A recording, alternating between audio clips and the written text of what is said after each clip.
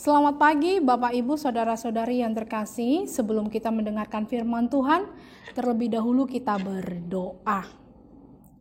Kasih karunia Tuhan kita Yesus Kristus dan kasih setia Allah Bapa dan persekutuan Roh Kudus menyertai hati dan pikiranmu sekalian. Amin.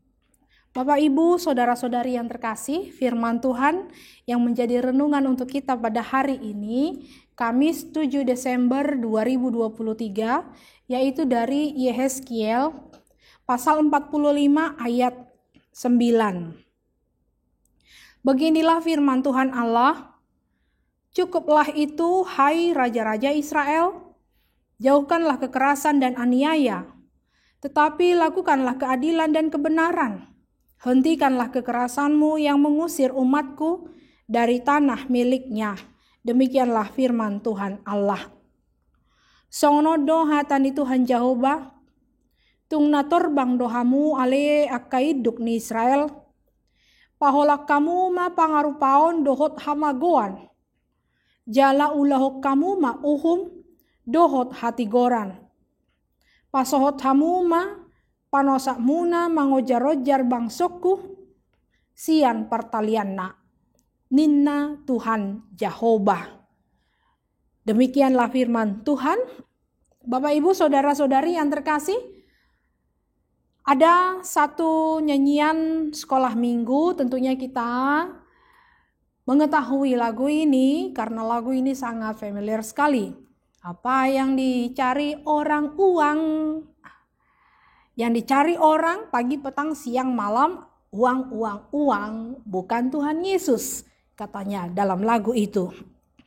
Sesungguhnya tidak ada yang salah dengan uang dan mencari uang, sebab kita membutuhkan itu sebagai alat penukar untuk beberapa kebutuhan kita.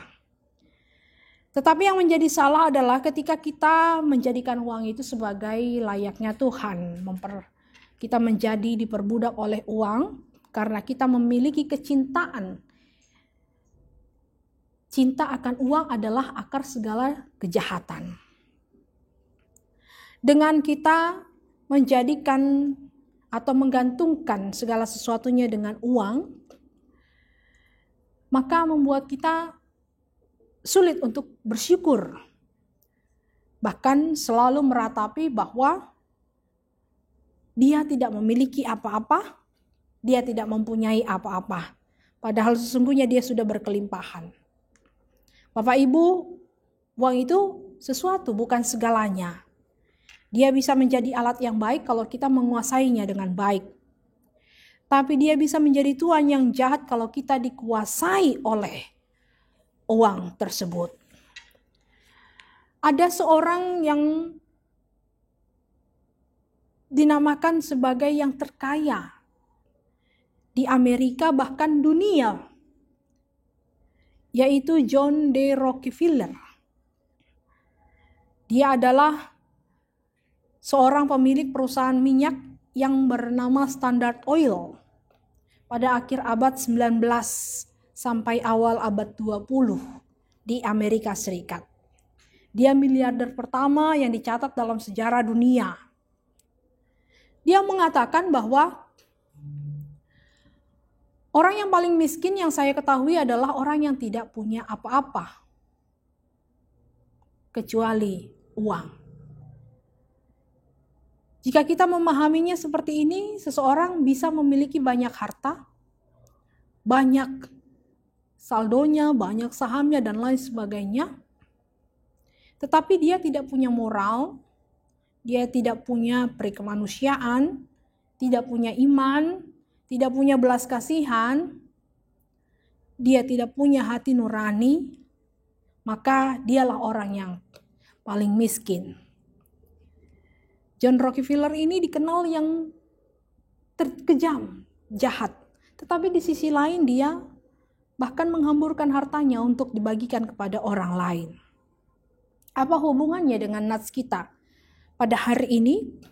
Menurut pengamatan Yehezkiel pada zaman itu, raja, petinggi kerajaan, pembesar-pembesar, orang-orang pemilik modal mempunyai banyak uang, banyak harta, memiliki jabatan kekuasaan sehingga dia mengabaikan belas kasihan, iman, dan peri kemanusiaan sehingga tidak memiliki hati nurani terhadap orang-orang sekitarnya. Mereka menindas, memeras, merampas hak hidup orang miskin dan orang lemah. Gaya hidup mereka pun sangat terlihat sekali ada kesenjangan sosial, ekonomi, dan agama bahkan. Mereka membuat pajak begitu tinggi dan memberatkan serta membebani masyarakat. Semakin banyaklah yang terlilit hutang. Oleh karena itu,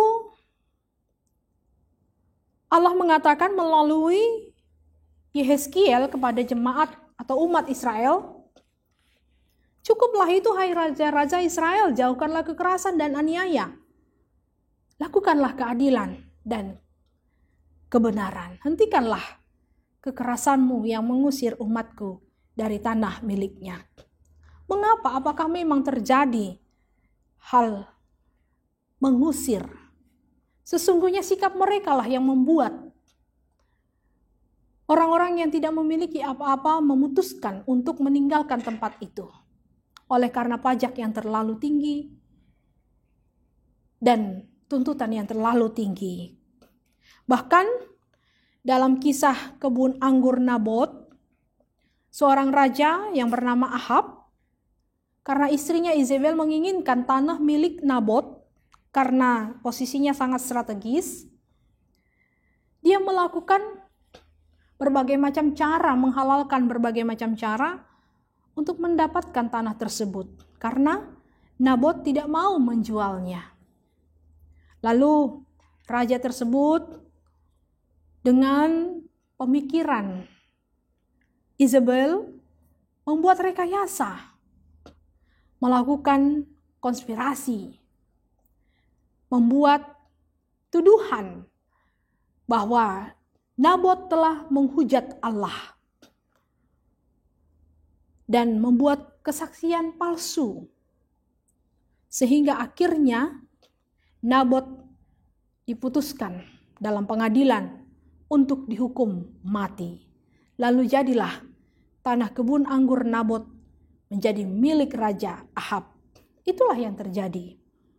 Praktek kekerasan dan kekerasan terus berulang terjadi dalam kehidupan bangsa Israel oleh karena raja-raja yang tidak takut akan Tuhan. Allah melalui Nabi Yehezkiel dengan tegas dan keras mengingatkan, hentikanlah itu.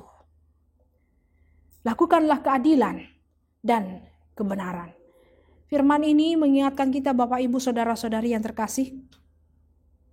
Ketika Tuhan memberikan kesempatan kepada kita menjadi seseorang yang layak menjadi pemimpin atau menjadi pejabat dibandingkan orang lain, mari pakai kesempatan itu untuk mensejahterakan umat di sekeliling kita dan menjadikan hidup kita hidup yang berkenan di hati Allah. Karena sesungguhnya apa yang kita miliki di dunia ini sifatnya sementara. Kita tidak membawanya. Bahkan dalam kehidupan kekal itu semua menjadi tertinggal. Tapi hidup yang berkenan di hati Allah itulah yang menjadi harta yang kita bawa dalam kehidupan kekal surgawi yang sudah Tuhan sediakan. Mari jadilah saluran berkat bagi setiap orang dari apa yang kita miliki yang dianugerahkan Tuhan kepada kita semua. Amin. Kita berdoa. Kami bersyukur Tuhan untuk firman yang Kau perdengarkan kepada kami. Sungguh indah firman-Mu menyapa kami bahwa kami harus mencintai keadilan dan kebenaran, agar kami dapat saling mensejahterakan dalam kehidupan sesama kami manusia. Kami tidak boleh melakukan kekerasan, menindas, dan melakukan perbuatan yang keji. Karena sesungguhnya sesama manusia Engkau pakai bagi kami untuk saling menopang, saling membantu, saling membangun satu sama lain. Kami tidak dapat hidup dengan diri kami sendiri, tetapi kami sesungguhnya membutuhkan orang lain.